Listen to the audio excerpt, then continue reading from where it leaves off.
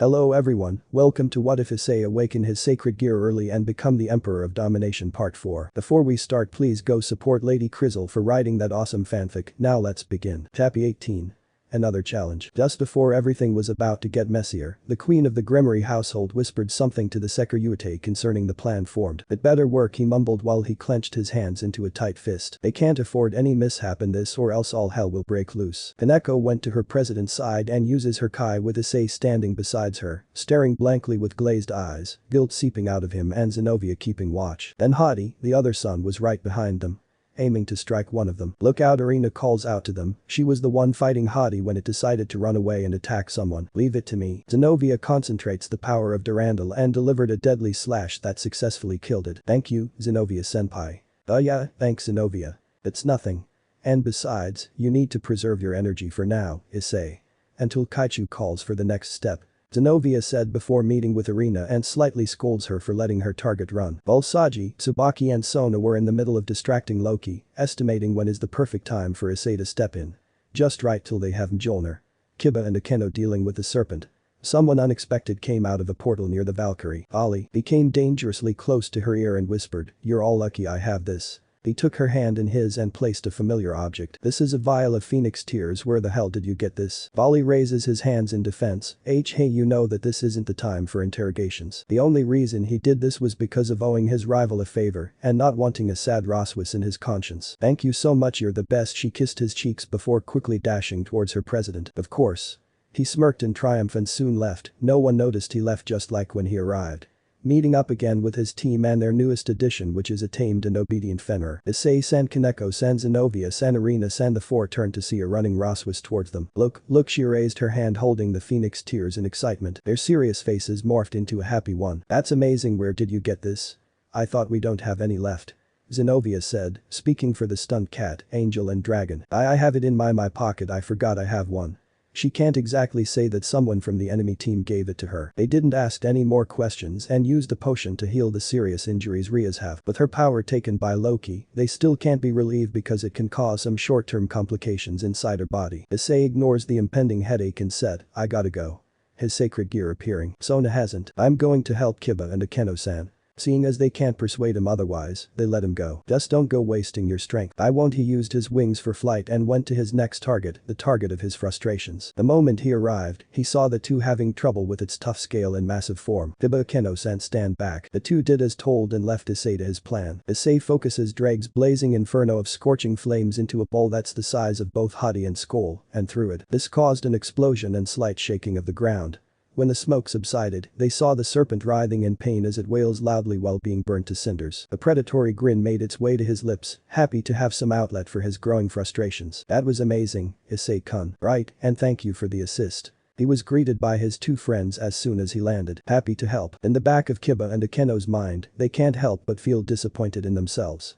Seeing how strong Issei have became, they somehow felt they were drifting further apart. As they were able to defeat the remaining son of Fenrir and were successful to incinerate the fake Dragon King. Now what's left is going head to head with a god.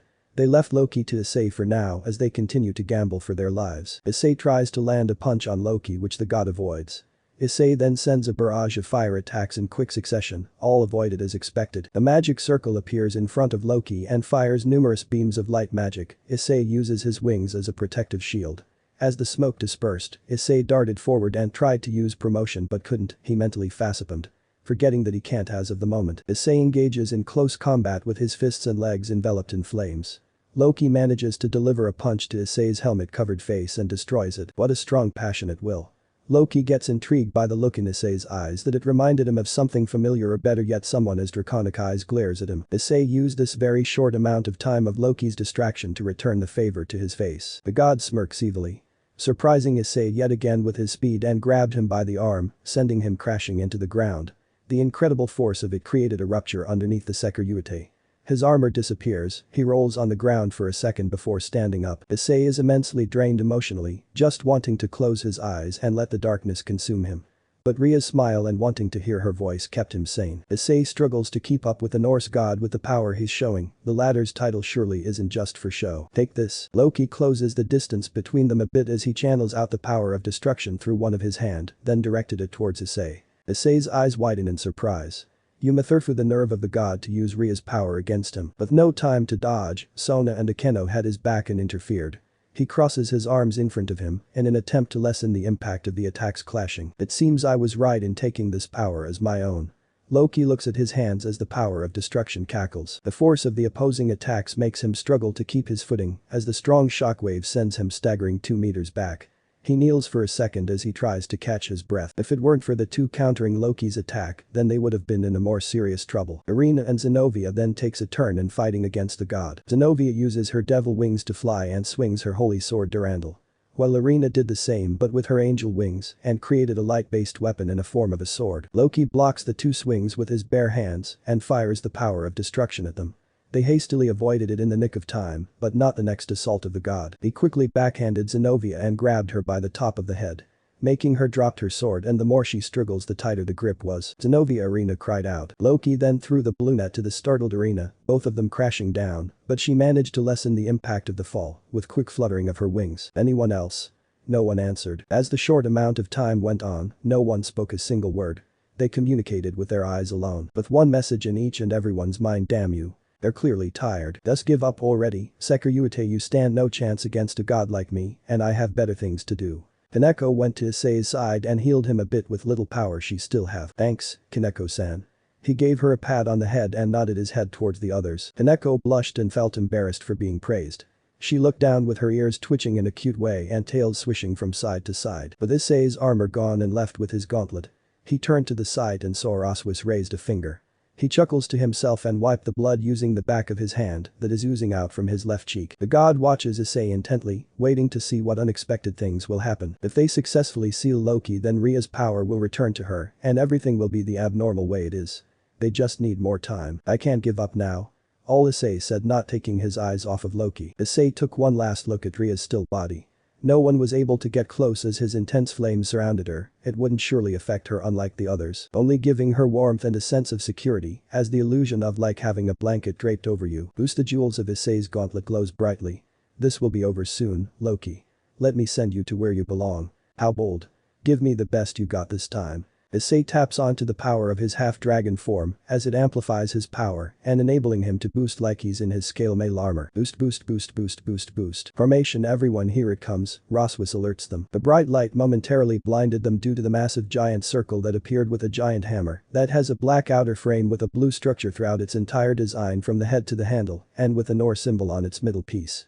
Descending down not far from where they stood. Loki clicked his tongue. Fools. Everyone except for Issei surrounds the clearly annoyed god, preparing to keep him in place. Bring it on, I'll kill you all. Loki turns to Sona, starting with you. You have been so troublesome for some time now. He fires a dark beam. Tsubaki immediately went in front of her king and creates a mirror, reflecting the attack with double the damage. But the wave of Loki's hand, the beam of energy ceased to exist. Saji Sona calls out to her pawn. Hi, Kaichu. Saji uses his sacred gear to make a line of connection, wrapping around Loki's left arm.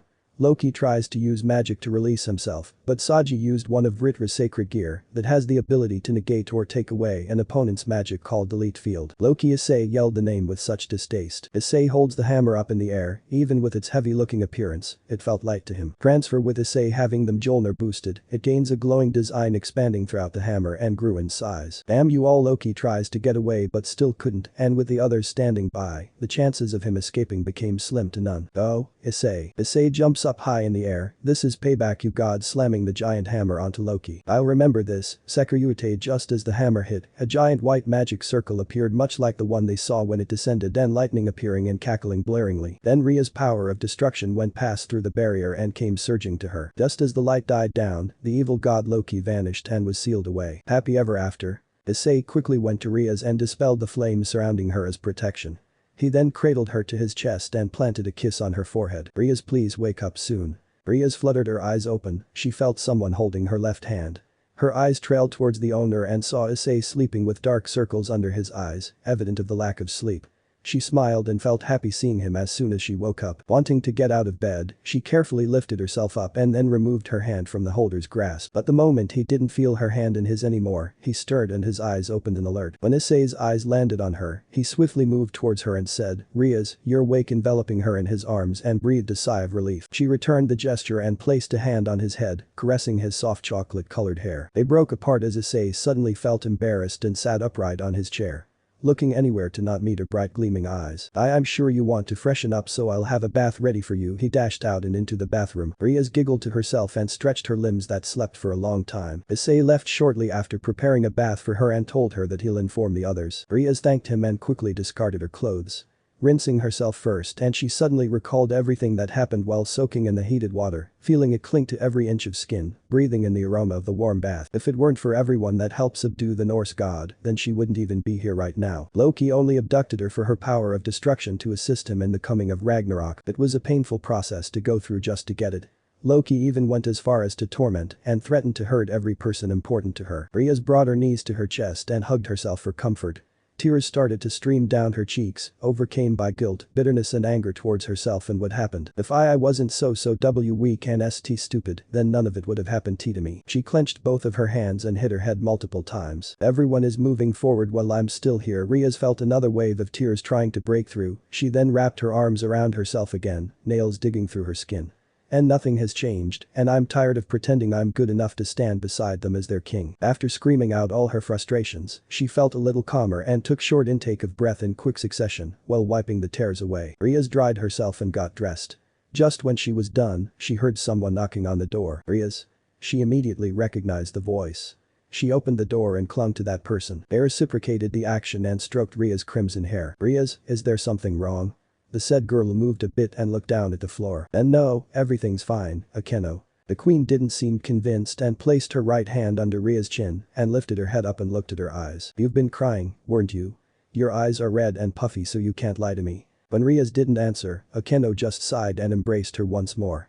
"You're going to tell me later and I'm going to comfort you, understand?" Akeno spoken in her motherly voice, and Riaz couldn't do anything but just nod. "Come on, everyone is happy you're awake." Akeno dragged Riaz by the hand as they walked towards the dining room through the quiet hallway. Everyone greeted Riaz warmly and noticed the bloodshot eyes from crying, but didn't comment on it, as to not ruin the mood, and told her things that happened while she was away while eating. Only her peerage is present with the addition of Irina and Milika's, since her parents were unfortunately away for some business. "Oh, so Issei has not been going to school and does his work here?" Riaz asked, obviously touched that the said boy wouldn't leave her side, but also concerned about him. "Yes, but you.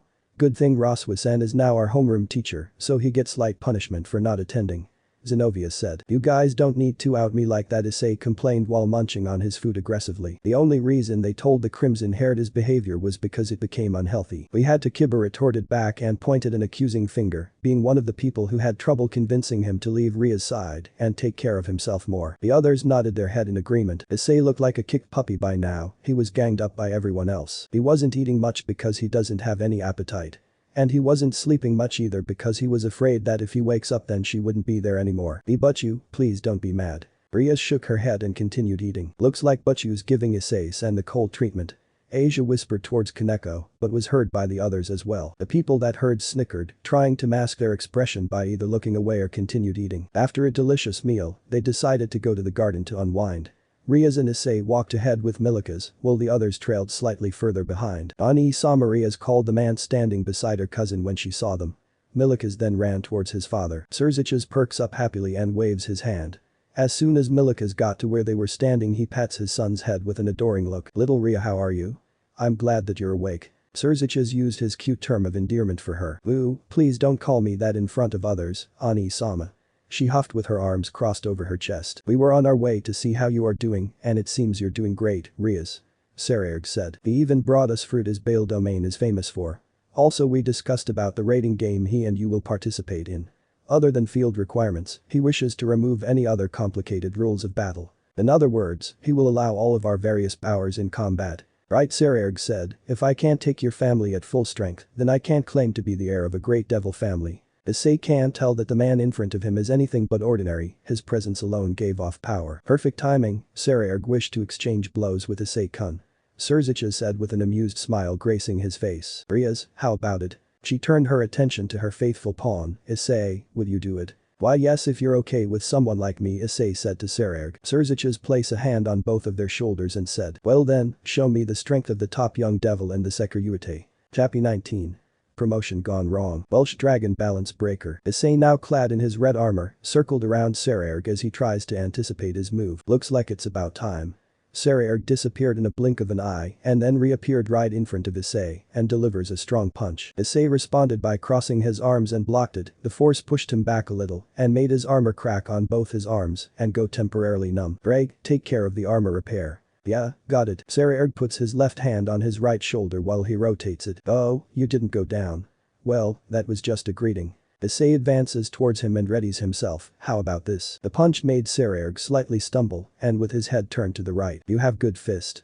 A pure straightforward attack that's packed with strong emotion. Sairaorg said while taking his right arm across his chest and applied gentle pressure above the elbow and also did it with his left arm. They continued at it with Issei continuously defending himself from the deadly punches and sending out his own that was either evaded or have been tanked. Sairaorg's punches always even came close to destroying his armor. The spectators became worried but still trust the Sairaorg to pull through and surprise them. Is this guy really in the same generation as the president and Asterith?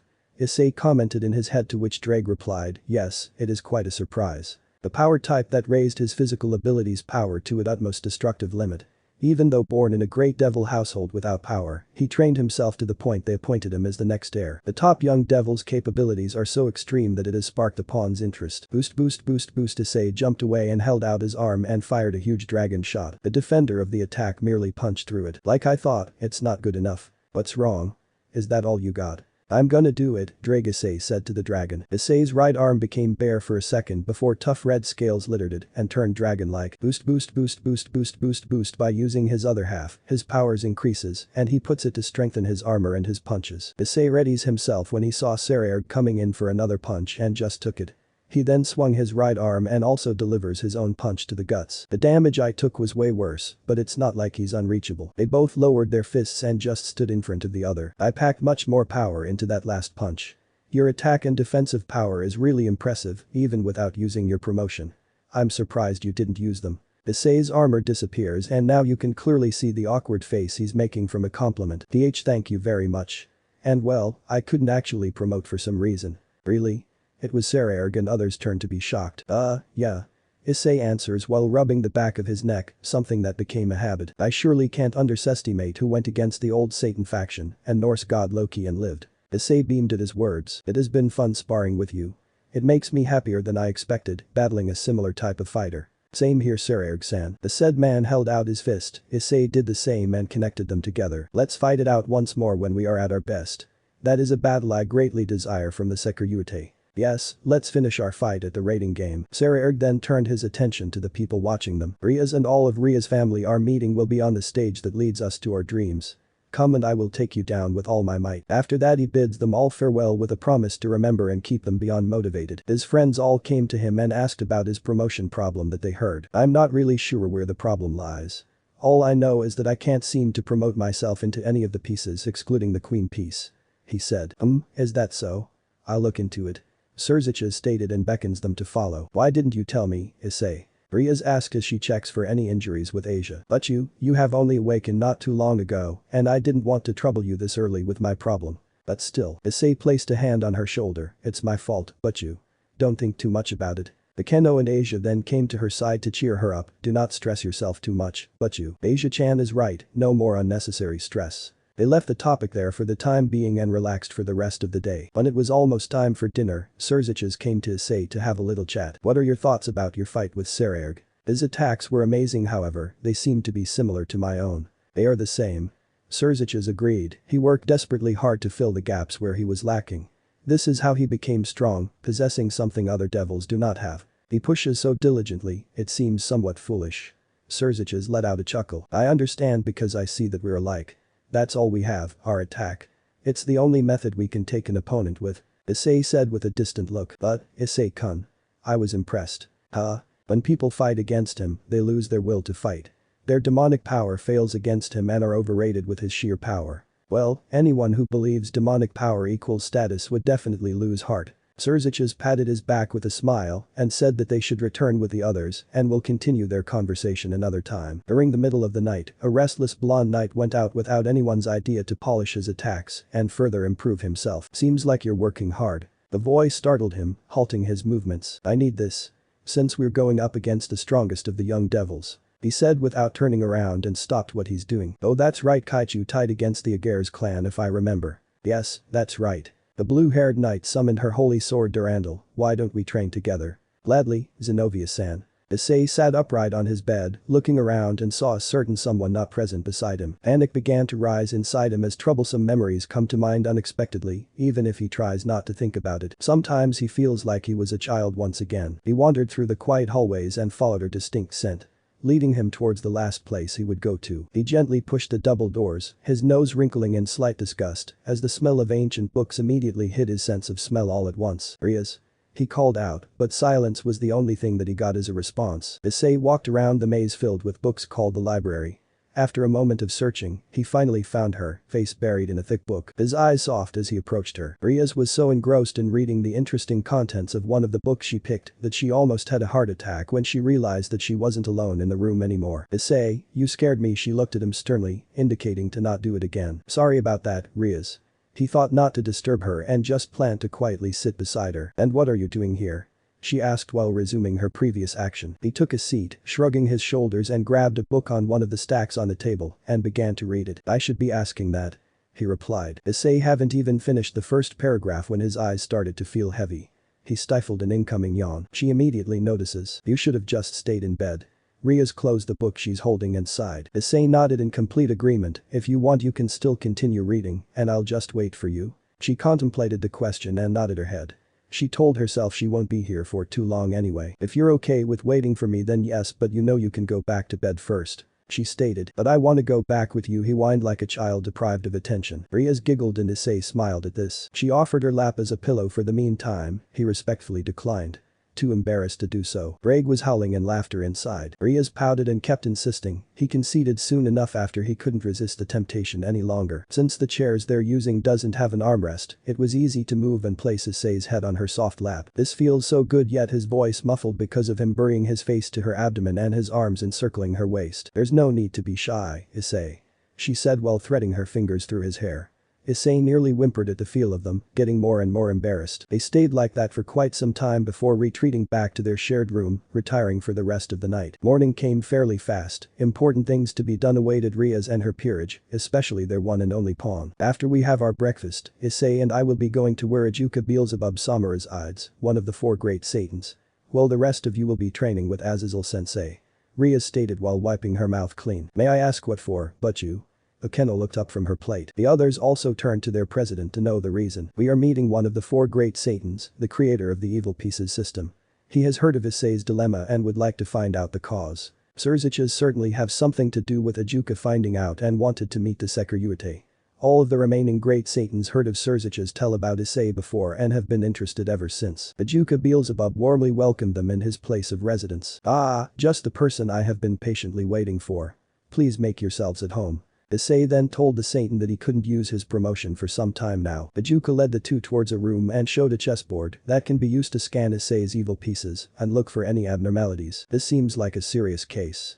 Ajuka said, placing a hand on his chin as he thinks carefully. It took him a while after he learned that the program he have written was overwritten by a complex code which led him to believe to be the cause of an entity inside the sacred gear itself and Issei's incomplete juggernaut drive. Ajuka remodels Issei's evil pieces to be able to adapt smoothly to the power of the Sairaorg, especially to his other half. With everything that I did with the program, you should be capable of using your promotion without any hustle or the need for permission. Really? That will be indeed favorable when the time comes I am not with you. Rias acknowledges as she turns to Ajuka and thanks him. Thank you so much for this. Ajuka-sama. Issei did a 90 degrees bow to show his utmost gratitude. Raise your head, Issei-san. I not only did this for you, but also for my own research, and it is not every day that you encounter the Sairaorg. Issei gave him a meek smile. But is there anything I can do to repay you? I'm not the kind of person to leave without giving something in return. Ajuka lets out a chuckle, then if you insist, I will take you on your offer someday. So be prepared. Issei nodded in understanding and seems to be satisfied with the proposition. So how did it go? Biba asked Issei while they're lunging for each other. Did Issei uses his boosted gear to parry the sword? Went fine. he finished. The Juka-sama said I can promote myself without Butchu's permission. Hiba summons another sword and then dashes forward to deliver a blow in a cross motion, care to demonstrate. The Red Dragon Emperor grins in response, dodging the attack. The bystanders kept their eyes glued to Issei, waiting patiently as he gathers his power. Welsh Dragon Balance Breaker now in his red armor, flames beginning to engulf his whole figure. Mode change Welsh Sonic Boost Night Drag announces again. They could feel the massive power radiating, armor release boost resulting in all but minimum armor shed in order to reduce weight that will further increase the speed. Get ready, Kiba. The blonde knight tightened his grip on his swords. He tries to dodge the swift punches, but couldn't defend himself from all, because of the immense speed the other is showcasing. He also notices that his swords were losing their original state of power. This is a bad spar for me. He thought to himself when his attacks can't damage the armor even with its thinness. Kiba summons a two-handed demonic sword, it's releasing an ominous aura. He then swings it that requires a lot of strength. Welsh Draconic Rook Issei loses the speed and gaining an increase in his defenses, as his armor thickens at the last second before the sword hit. Just like last time his sword is weaker. He blocks the destructive blow and was pushed back by a bare minimum. He realized how much power that the sword holds and isn't on par with Durandal Excalibur. I think that's enough from the both of you. Roswis intervenes as she came between the two, gaining a nod from Zenobia and Kaneko. Issei suddenly falls down on one knee, his breathing becomes notably heavy. This earned him a confused and worried look from the others. Wait, what's happening? He could hear their voices laced with obvious concern. Roswis immediately told them to back away. Then he's enveloped in bright red light. Partner, we're going into overdrive, Drake said. The armor vanishes and left with a brown-haired boy looking down while still kneeling and a hand placed on the side of his head. They quickly came towards him and asked if anything hurts, which he responded with a no and carefully stood up. What happened back there? Kaneko piped in. I'm not sure. He shook his head and gave them a reassuring smile. I think I'll be fine. Issei asked Drake what happened and the dragon replied, it seems like you pushed too much power that made you go into overdrive. Overdrive? Isn't that what happened to the hacker Yuiku when you two fought back then? The mention of the White Dragon Emperor made the Soul Valkyrie nervous for some reason. Yeah, because he absorbed too much power from me. Issei said, and that's when it clicked in his mind. He told them that he infused a piece of jewel from Albion. This triggered them into remembering and be of the same mind. So that's why my sword's power kept decreasing, Kiba stated, hitting his open palms softly with a closed fist. They concluded that Issei managed to use Albion's divine dividing unconsciously, which resulted in him taking in loads of power going into his system that made his sacred gear gave in. Alright, let's retire for the night and talk about this another time because tomorrow we're going back to Japan. They all nodded and bid their goodnights, going their separate ways. Issei decided to shower first and then visit Ria's in the library. Once he finished, he waltzed right in and then the view momentarily took his breath away and felt the heat rising to his face. The crimson-haired beauty sleeping soundly with her head resting on her arms on top of an abandoned book. He decided against waking her up and carried her in his arms. With the newfound heat, Ria submerged herself and drew her face closer to Issei's hard chest. Issei let out a small smile and started walking, and the moment he arrived to his destination, he gently laid her on the mattress and soon followed, covering themselves with a blanket. He shifted a bit to the side and was surprised by the proximity of their faces. He swore they were far apart than that. This brought a blush to his cheeks, dusting them red. He inched closer and wrapped his arms around her slender waist and buried his face to the crook of her neck. Good night, Rias. Sleep soon came and he was out like a light. Everyone says that the eyes speak a lot of truth, a transparent glass where you can see through how every emotion come together. And right now, Issei's three specific classmates friends namely Zenobia, Asia and Irina the new transfer student, can easily tell that he hasn't slept. You look better the other day. Issei heavily sighed, you don't have to sugarcoat it, Irina-san. Ooh, what did I tell you? Didn't I told you to call me by just my name? We're childhood friends if you haven't forgotten. The frustrations clearly evident in her voice, tired of making him call her casually. Yeah. I forgot. He absent-mindedly replied as he slammed his head on his desk. You weren't like this yesterday, so what happened with you? This time Zenobia took the initiative to ask. The three came closer since they couldn't quite tell what he's saying from his muffled voice. What did you say, Issei-san? Asia asked, trying to tame the unruly brown hair. Issei raised his head and said, Sensei told me to pass my missing assignment soon or else she'll fail me or something. So I had to finish a handful of it last night. They nodded in understanding and offered help if he needed. Although, he politely declined because he finished most of it already. Alright class, settle down because I have an announcement. Their homeroom teacher Roswa said as she motioned for everyone to take their proper seats. I have good news and bad news. I'll say the good news first. She cleared her throat and spoke again, "The good news is that we're going on a school trip to Kyoto." This earned her an excited cheer from everyone, except for one sulking dragon who silently groaned. They just got back to school a week ago, and now they're leaving again.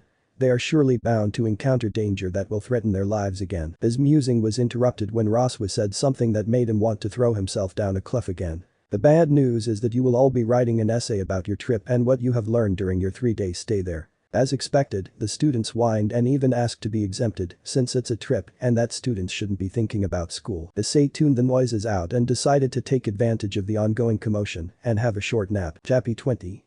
Don't break my heart. Here. Ria's handed each of the second years their passes specifically made for their trip to Kyoto. Old devils need this free pass in order to enjoy Kyoto properly. "So we can go sightsee to our content," Asia enthusiastically exclaimed. Issei begrudgingly looked at his piece of paper with an intricate design. "Do I really have to go?" The sulky Sairaorg asked their president. "For the last time, yes, you need to go." She replied with a solemn expression. "But I don't want to leave without you," he mumbled under his breath. "What?" Riaz asked. "It's nothing," he quickly said. The others couldn't help but snicker by the side. "It's time to go, guys," Zenobia said, earning her a nod from the others. "We're off, but you," they simultaneously said. Issei positioned himself by the rear as they started to walk away towards the entrance of the train. When he was just a couple of steps further, he felt a hand on his. He looked up and met the crimson-haired's eyes gleaming like 100 suns. "Issei." Her voice soft, resonating through his whole body. He answered the moment the others were out of sight. "Yes, Riaz." She took a step closer, still holding his left hand with her right, and then slowly let it go, suddenly feeling nervous and turning her gaze to the side. "I tried to hold it in. I'll be lonely while you're gone." For a second his breath hitched in his throat. I miss you too," he finally said, which made her look at him. Riaz closed her eyes and leaned forward.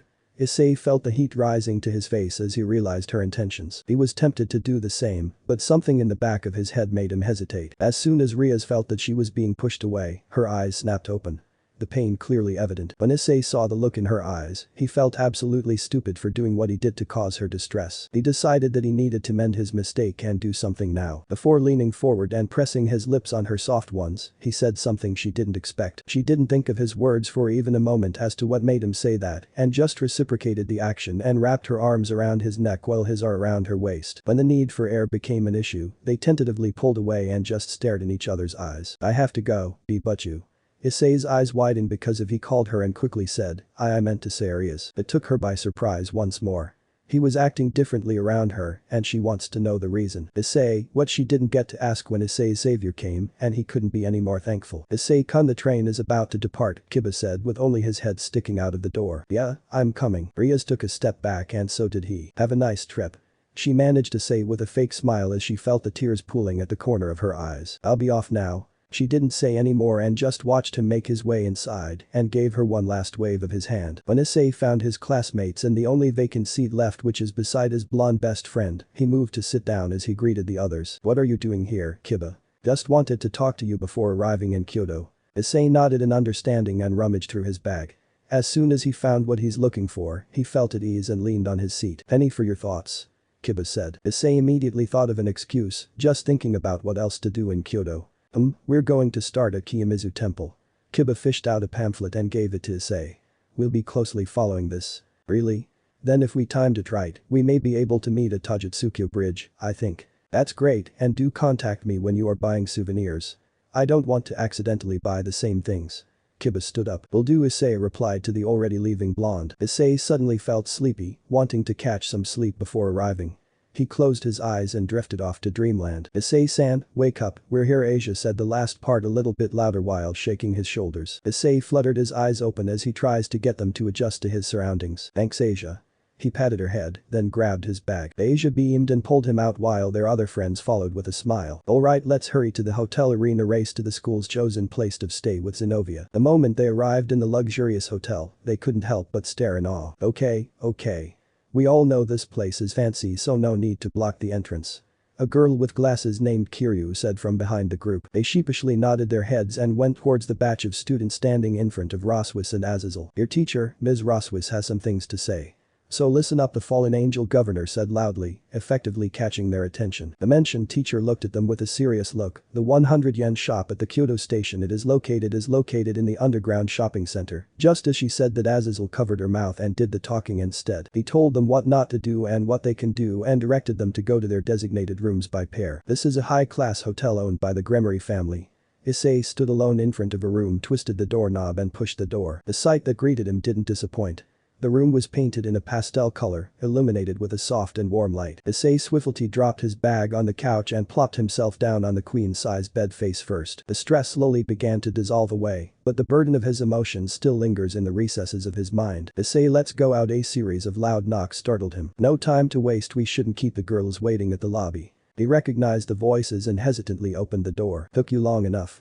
The perverted duo, namely Mitsuda and Motohama, casually walks in and examines the place. What the heck are you two doing here? Issei asked, clearly annoyed. We have the afternoon free, so let's go explore Kyoto. Mitsuda and Motohama turned to one another with lecherous looks. We get to go with the ladies both pertaining to Asia, Zenobia and Irina. If you two do anything to make them uncomfortable in any FCKNG way, you're going to answer to me. Issei glared at them menacingly, his gaze and words hold no room for any discussion. Yes, the duo quickly nodded their heads. Issei's whole demeanor suddenly changed, smiling at the frightened perverts. Come on. They made their way towards the hotel lobby and met his friends and the addition of Kiryu. The small group of students first went to Fushimi Inari Shrine. Famous for its thousands of vermilion torii gates, the Sairaorg trailed behind them, his slow pace accompanied by a serious expression, making them worry. He felt someone watching their every move, ever since they set foot on the walking paths leading through the torii gates. When he sensed that they aren't really in any danger, he still kept his guard up and notified his clubmates. I'll go on ahead, he said as he rushes through the gates and climb up the mountain to reach the top. He wiped the beads of sweat forming on the side of his forehead. Then something caught his eyes. A small figure's back facing him. Excuse me, little girl. Are you lost? The girl turned to face him with an unreadable expression. Has green eyes and shoulder-length brown hair. Wearing a one-piece white dress with a ribbon tied around her waist and a red scarf. No, I'm not mister.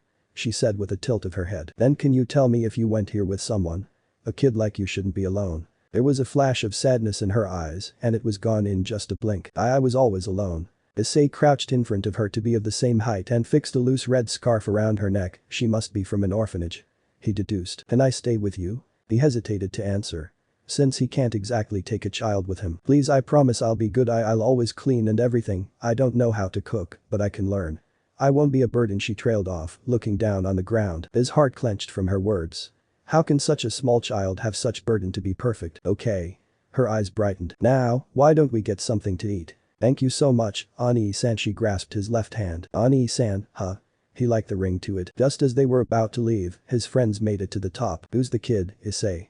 Zenobia and the others walked towards them. Oh, this is, he mentally face-palmed. He forgot to introduce himself and get her name. I'm Shiro. Shiro hid behind Issei's legs while peeking from behind occasionally. She is so cute. Kiryu went to give her a hug, but the little girl used Issei as a shield. Looks like she's scared of your face. Shut it. Motohama earned him a hard jab to his side for the comment, while Mitsuda was on the ground clutching his aching sides from laughing. Zenobia, Asia and Irina introduced themselves.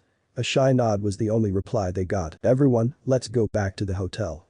Issei said, lifting Shiro up, then setting her on his shoulders. Hold on tight. While they were walking back to the hotel, Issei received a phone call from the fallen angel governor. Who was that? Asia asked quietly as she comes closer while Kiryu and the perverted duo went on ahead. It was Azazel. He said we are called to a dinner of sort with Leviathan-sama. He said to freshen up, then meet at the lobby. What about Shiro? I forgot to tell him. He settled with texting that particular information to Azazel. They picked up their pace and arrived in no time. Can you girls help me with Shiro?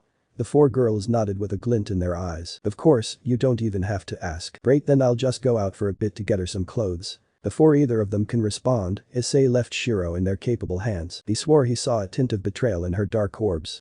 What to buy? He wondered aloud and then asked help when he was having trouble from a celestiality from a clothing shop nearby. When he got back, he set the bag of clothes on the foot of the bed in Irina and Zenovia's room. Just in time, Issei-san. Asia greeted him. Yeah, I'll go back to my room. If you need anything else, just give me a call. He did a phone gesture with his right hand. The blonde nodded as a response. As soon as he finished, he came down to the lobby and saw Azazel with the girls and Kiba. Shiro ran towards him wearing a familiar short-sleeved blue dress that resembles a shirt in the top part and has a black ribbon. You look so cute. He bent down to her height, cupping her round face and pinching her cheeks. now turning red. Let's go, we're meeting up with the Citri kids before dinner. Azazel beckoned them to follow wherever they are going. Hey, Issei, Saji waves to the brown-haired boy. Saji, how do you like Kyoto so far? Saji's shoulders droop down, letting out a tired sigh. Been so busy all day.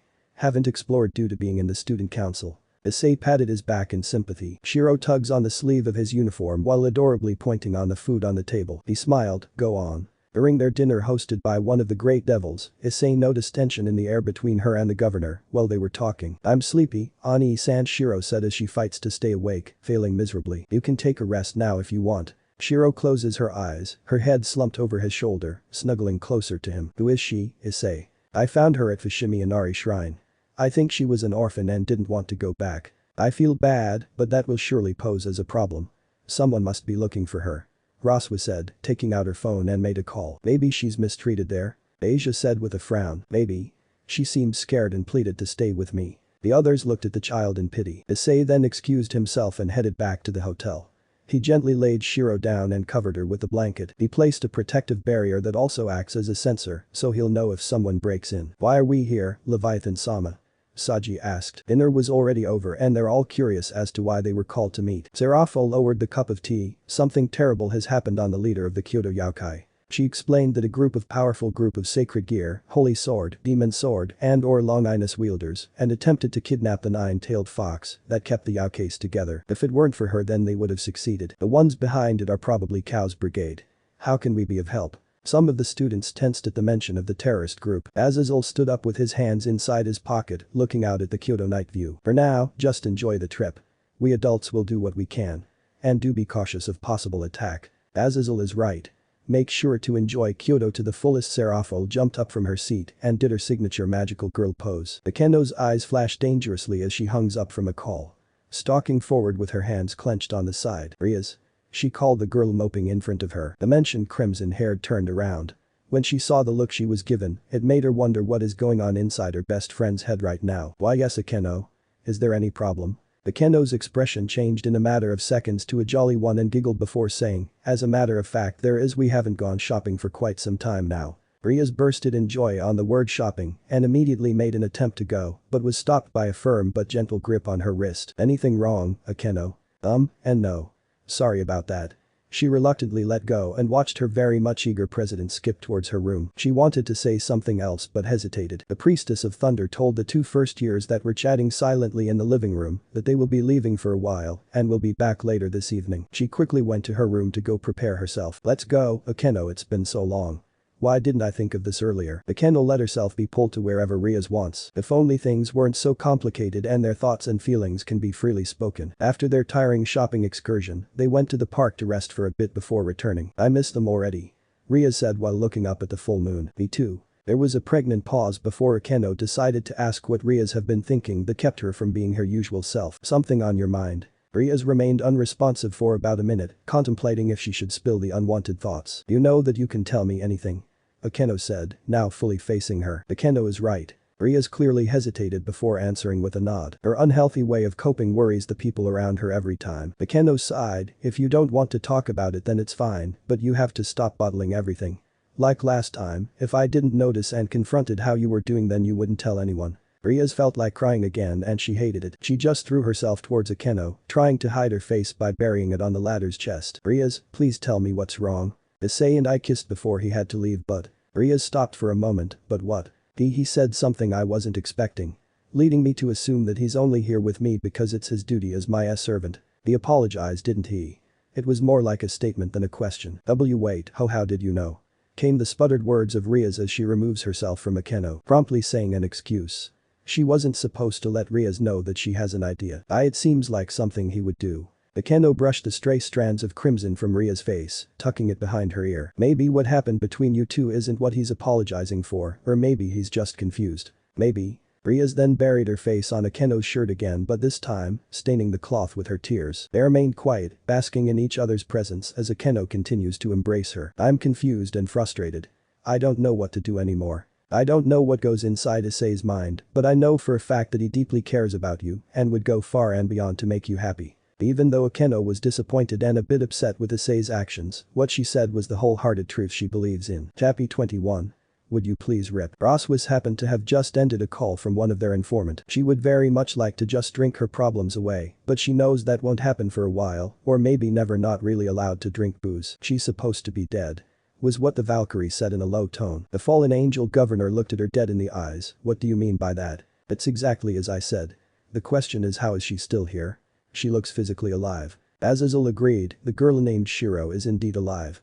Is it just him? But now that he think about it, something did feel off when he met her, an empty shell. So many things to be done on the list, and this Shiro kid is making them stressed even more. Let's discuss this another time, we have more pressing matters to tend to, and the kid seemed harmless. What's the worst that could happen? Roswis nodded, don't jinx it. She said and then left. Issei felt extremely excited and nervous, for they will meet the leader of the West Yokai faction today. You're thinking too much.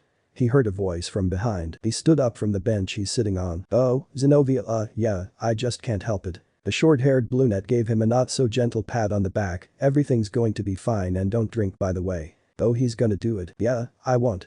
Issei lied as naturally as he breathed. Then two small hands suddenly covered his eyes from behind. Besu. Another voice said. He pretended to think, who could it be? I really have no idea. Then the sneaky Sairaorg swiftly turns around and scoops up the unsuspecting victim in his arms. Ani-san Shiro giggles and returns the warm embrace. Be good, okay? He said as he sets her down. Then there came Kiryu, coming to watch her for a while. I don't wanna go. Issei saw the tears welling up in her eyes. Issei smiled sadly, I'll make it up to you later. We'll go anywhere and do what you want, so just wait patiently. Shiro beamed in anticipation. Issei doesn't want to leave her at the moment, but he doesn't have a choice. Their meeting later isn't for other people to witness. They soon went to Keninji Temple where their meeting will be held. At the entrance of the temple, a woman that has 9 golden fox tails and matching ears with blonde hair. Her attire consisted of a yellow kimono with gold skulls and lines printed on it greeted them. I lead the Yokai who live in the light and shadows of Kyoto.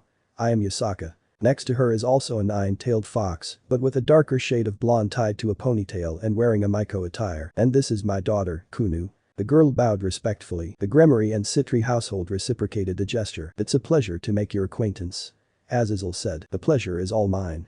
Yasaka motioned for them to come inside and talk over tea, which their attendants prepared with delight. The meeting went smoothly so far, nothing was said to offend anyone or any drama which kind of disappointed Drag. This is boring. The dragon said. It didn't last long though. Issei just ignored him and tried to focus on other things, such as the cute and fluffy tails all wagging beside him. Sairaorg? Kunu asked, tilting her head slightly. Sorry, Kunu-chan. He felt embarrassed getting caught staring. The 9-tailed fox suddenly felt the heat rush to her cheeks. The almighty Sairaorg making moves on children, too. Hey, Azazel's ridiculous comment. No, you got it all wrong, it just came out. I'm sorry, Kunu-san. It wasn't his intention to call her so casually or stare, and for him to say something on the first meeting must have made Kunu uncomfortable. I don't mind you calling me that. He snapped his head towards her, eyes widening and mouth agape. Things got entertaining fast. Not now, Drake. It took everything for Issei not to smack himself upside the head. I deeply apologize for this rascal's behavior, Yasaka-san. Sairaorg said. She elbowed Azazel in the ribs before he could say anything. Fufufu, it is no worries at all. In fact, it gave me an idea. Their attention went to Yasaka, whom have a small smile. Why don't my beloved daughter here accompany your tour as guide? To deepen our relationship, that is. Issei wanted to protest that it might be more of a bother, but who is he kidding? They can't just say no to the leader of the Youkais. Azazel gave Issei a smug smile and agreed with the suggestion. Yes, I agree as well.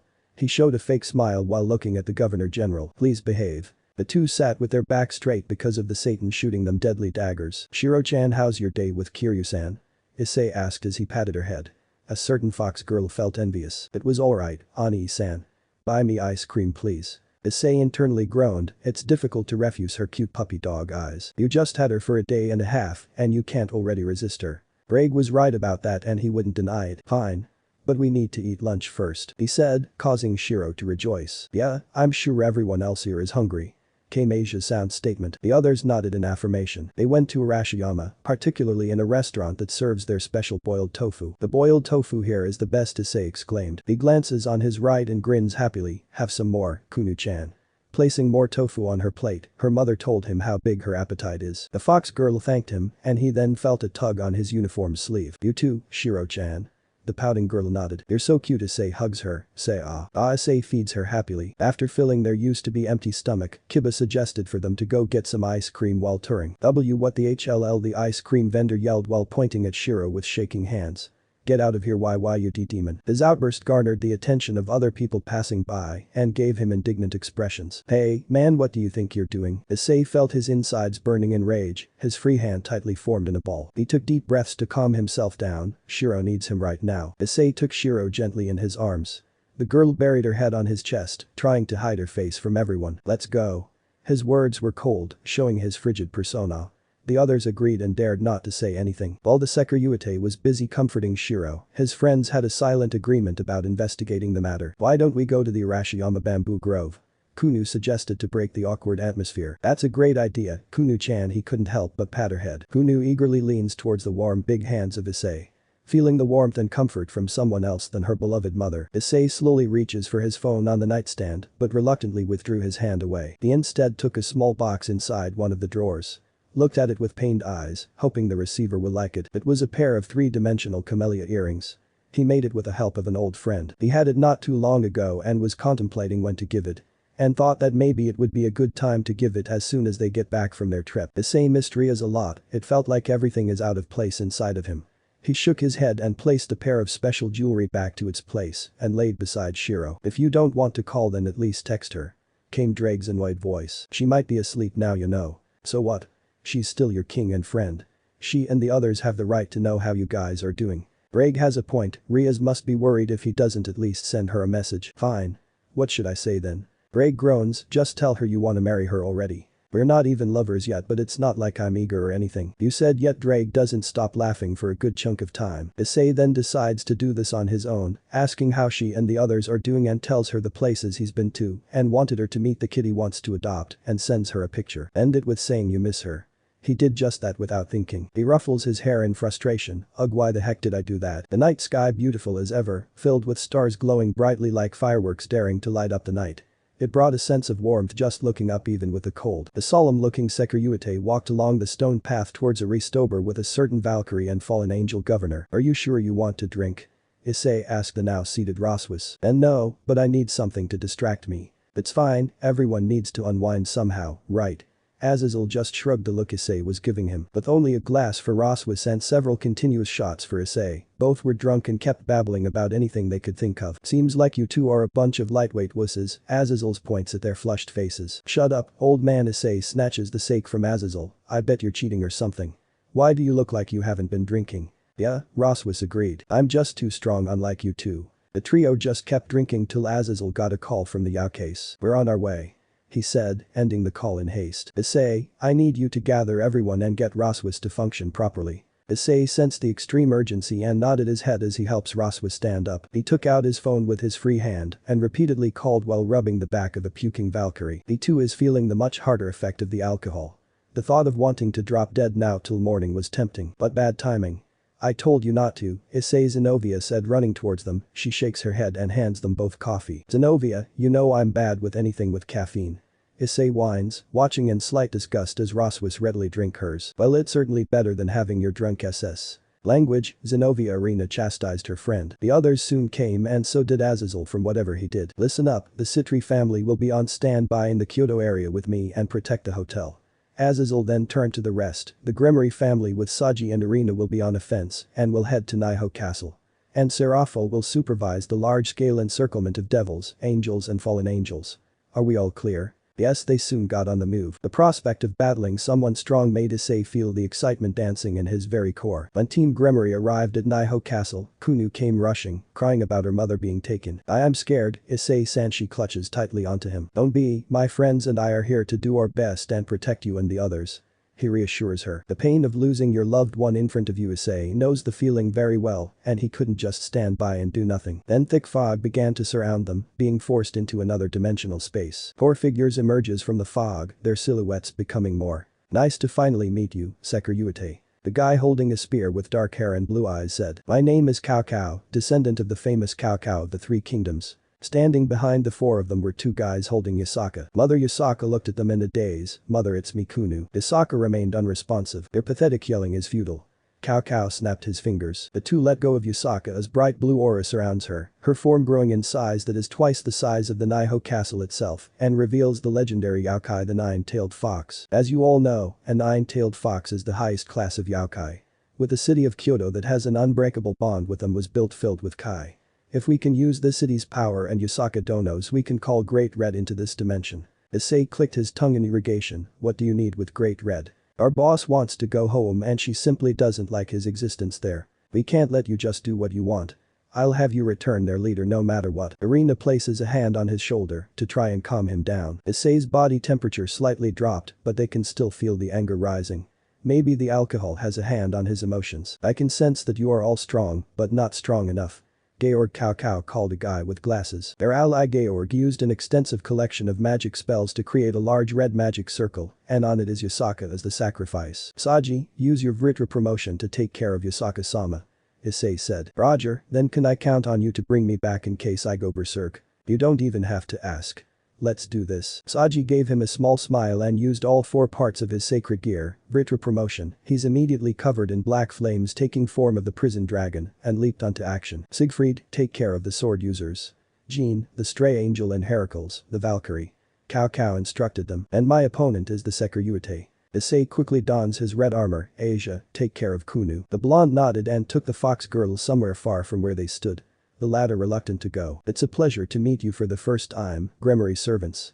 I'm Siegfried, the descendant of the hero Siegfried. Hiba and Zenobia summons their weapon. Let me show you two how to have a good time. Due to Siegfried's sacred gear twice critical, 2 pair of silver dragon arms grew out of his back. This is my chaos edge, Asura Ravage. Siegfried unleashing his demon swords and a holy sword with his subspecies balance breaker. 6 swords. Siegfried used the turfing demon sword known for its destructive power. Dark aura encompasses the sword and did a cross motion. Zenobia was about to try and block it with Durandal's holy energy, while Kiba thought they shouldn't take it head on.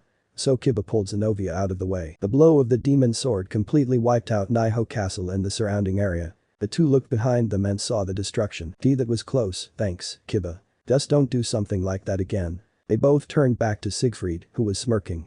They charged at him with all they got. Not bad. Siegfried blocked every attack they sent him, not breaking a sweat as he dominates the two with superior dexterity. Sword birth. Siegfried was unfazed by the streams of swords coming his way. Don't forget about me.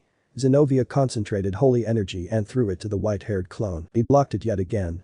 He held no reason to continue the fight anymore in group board. Let's end this, he said. Siegfried's next attacks using the combination of 2 of his demon swords, almost cutting off the entire arm of Zenobia if it weren't for her quick thinking using Durandal and another sword from her fellow knight. The blonde knight has it much harder as he was sent crashing into the ground, enough force to create a crater with an ice pillar through his right leg. Kiba. Irina used her wings for flight, while dishing out light halos which were all evaded by Jean, as expected of an angel. Irina was about to land back on the ground when a large number of holy swords erupted from the ground. This is Blade Blacksmith. This is a holy version of your blonde friend, she said. Jean plays with her rapier. Let's have some fun, you're clearly too uptight. Balance break. A whole lot of holy swords once again appeared and slowly forms into a large dragon, roaring loudly like it was one. Oh no. Jean's balance breaker, stake victim. Dragon, another name for it is Holy Dragon of Judgment. Also a subspecies. Then Irina suddenly remembered something about her opponent. I can't believe I'm fighting someone who inherited the spirit of the holy maiden Jean d'Arc. Irina knows she has no chance against someone like her for now, but she has to try, for her friends and Lord Michael. Prepare yourself. Unlike the other members of the hero faction, Roswis's opponent that carries the spirit of the Greek mythological hero named Heracles immediately went into balance breaker mode. This is my balance breaker, detonation mighty comet not missing a beat as his body begins to glow and fires numerous missiles. Roswis counters with a burst of elemental magic, and that forces her to go airborne to avoid the force of the explosions. Then a big missile caught her off guard and hits her mid-air. Despite Roswis's attempt to retaliate, her attacks aren't doing much. He's a tank alright, she said, putting a hand on her mouth. The fighting made her dizzy again and her inside swirling.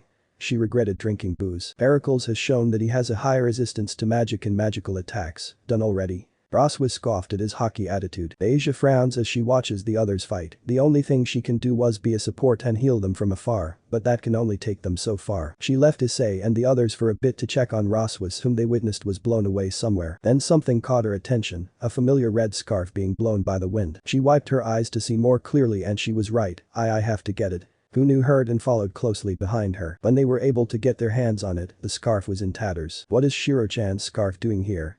How? She couldn't possibly be here. Kunu noticed how hard her fellow blonde was thinking while holding onto the piece of fabric. You don't think she's here, right? She asked. And boy they hoped they were wrong. Show me the powers of the Sairaorg. Cao Cao pointed the spear to Issei, now, come. And so he did, rushing forward with great speed even without using promotion. Cao Cao dodges the punch aimed to his face and almost stabbed Issei with his holy spear, but couldn't deflect the dragon shot aimed at point blank. Issei jumped back, the sudden movement caused part of his armor to fall. Well, you jump about, I cut you in various places. Bragg immediately tried reconstructing it, but was slightly having a hard time due to his partner being part devil. Boost boost boost boost boost boost boost boost. Issei fires a beam of concentrated demonic energy, this was successfully deflected by Cao Cao. Issei ducks when the spear extended, only grazing the side of his neck. Charges with his fist held back, solid impact. Issei landed the punch but without receiving repercussions, looks like I have to step up my game. He said, setting a hand on his wounded stomach. The familiar hue filled his vision as he looks at his hand, he shakes his head to help him focus. Ani-san with his great sense of hearing, his head automatically twisted to the side. Cao Cao noticed this, oh my, who's this? Before Issei can finish processing the situation, he couldn't get to Shiro on time, as Cao Cao threatened her with his spear making contact to her chest. Don't you dare touch her or I'll burn you to ashes. Something was disrupting his voice patterns, and there was like another being adding its own taint to it. The sudden strong burst of red aura envelops Issei, the overwhelming power caused shockwaves, and the ground he's standing on dips. Cao Cao tosses the girl aside, bring it on, Sairaorg. Asia and Kunu would have run back to Issei's location, but didn't, the burst of power they felt was from him, and they didn't want to be in the way. Let's go to the others.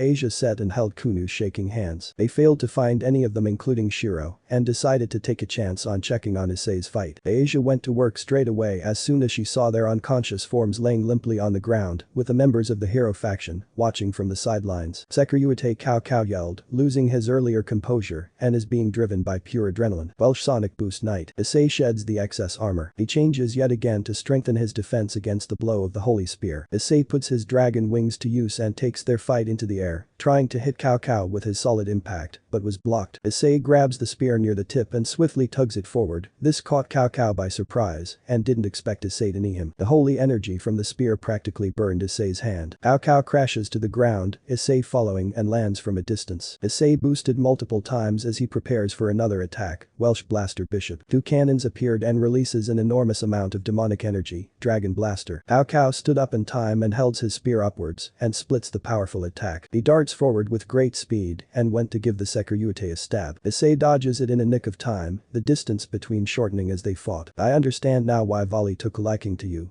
But sadly our time has ran out. Cao Cao said. He was expecting the true dragon to come through the wide tear in the sky and ordered Georg to summon Dragon Eater, but was immensely disappointed when one of the Dragon Kings appeared instead. Yulong Issei yelled his name, oh, and Sun Wukong. The mentioned victorious fighting Buddha jumped down and settles beside Issei. What are you two doing here? I sense a disturbance, and did you really forgot that I helped you make the jewelry? It seems like there is a bit of my power lingering on it. Oh yeah, Issei unconsciously rubbed the back of his head. Since they're there already, they decided to help.